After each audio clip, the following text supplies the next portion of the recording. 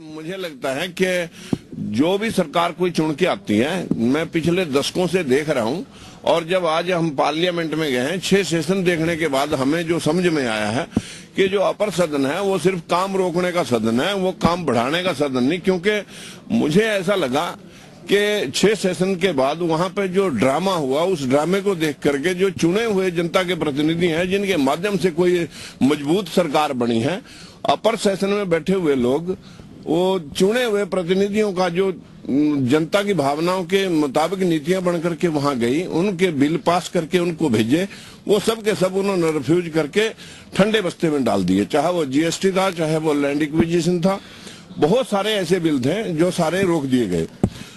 लगता ये है कि ये दशकों से सिस्टम चल रहा है। कोई भी जब सरकार बनती है उसके लोकसभा में तो नुमाइंदे पूरे होते हैं, लेकिन पिछली सरकार के नुमाइंदे अपर सदन में ज्यादा होते हैं। और जो अपर सदन के लोग हैं वो ये सोचते रहते हैं कि जो अभी चुन के सरकार आई है उसके लोगों को हम कैसे डिमोरलाइज करें, उनका नाम ना हो, देश का एजेंडा उनके ध्यान में नहीं होता, अपनी पार्टियों का ध्यान होता है और वो काम को रोकते रहते हैं। इसलिए इस सदन की क्या जरूरत है, ये तो एक खुली बहस का विषय है कि इस सदन में लगता है वो लोग ज्यादातर बैठे हैं जो जनता ने हरा दिए या जनता की तरफ से नकारे हुए। वहां बैठ करके बहुत सारे लोगों ने अपने राजनीतिक दल गठित कर दिए और बहुत सारे प्रदेशों में वहां बैठ करके लोग एमपी और एमएलए के रूप में मोरे खड़े करके वो अपनी राजनीतिक बिसात बिछाते हैं। और उस बिसात के नजरिए से इतना 2-3 साल निकल जाते हैं, कोई भी चुनी हुई सरकार 2-3 साल तक जनता के अंदर रिवेंज आ जाती है, जनता रुष्ट हो जाती है और उसका नतीजा उन लोगों को फिर 2-3 साल बाद जब चुनाव होते हैं उसमें भुगतना पड़ता है। इसकी वजह से दूसरी पार्टी जो हार के पीछे बैठी थी वो सामने आ जाती है।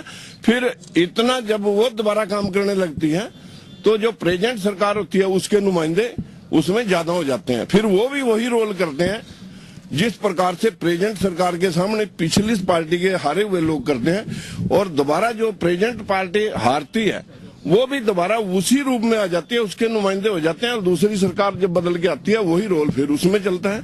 ऐसा ये दशकों से चल रहा है जब से देश आजाद हुआ। इसलिए मुझे लगता है बहुत सारे कंट्री ऐसे हैं जहां सिंगल सिस्टम है, वहां पर एक ही सदन है और उस एक कल्ले सदन के अंदर लोग ज्यादा तरक्की हमारे से करके, दुबई हमारे से बाद आजाद हुआ, चाइना हमारे से बाद आजाद हुआ, बहुत सारे कंट्री ऐसे हैं जो हमारे से बाद आजाद हो गए, आज अपनी जनरेशन के लिए दिन दुगनी रात चौगुनी तरक्की कर चुके हैं। लेकिन हमें लगता है हमारे इस प्रजातंत्र में एक दूसरी पार्टी एक दूसरे के कामों को रोकने के लिए ही तैयार खड़ी है।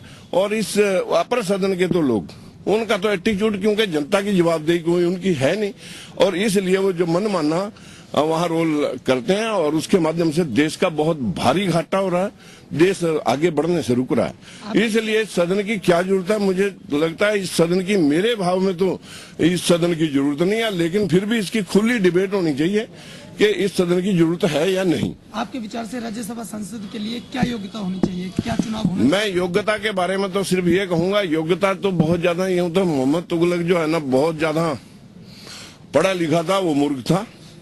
और बहुत अकबर के राज के टाइम में तो ये हिंदुस्तान अब के हिंदुस्तान से 4 गुना था, जब कोई सैटेलाइट सिस्टम नहीं था, जब कोई किसी प्रकार की कोई रोड और इस तरह के हवाई जहाज नहीं होंगे।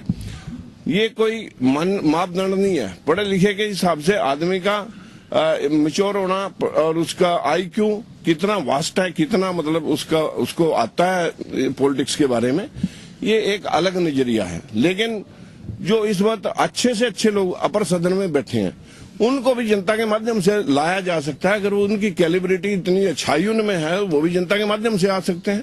ये कोई जरूरी थोड़ी है कि अगर उनकी सलाह लेनी भी है तो सैलरी बेस भी उनको रखा जा सकता है। लेकिन जो अपर सदन कर रहा है वो इतना देश का नुकसान कर रहा है कि इस सदन से लगता है कि देश को रोकने का इंतजाम रखा गया है, बढ़ाने का नहीं।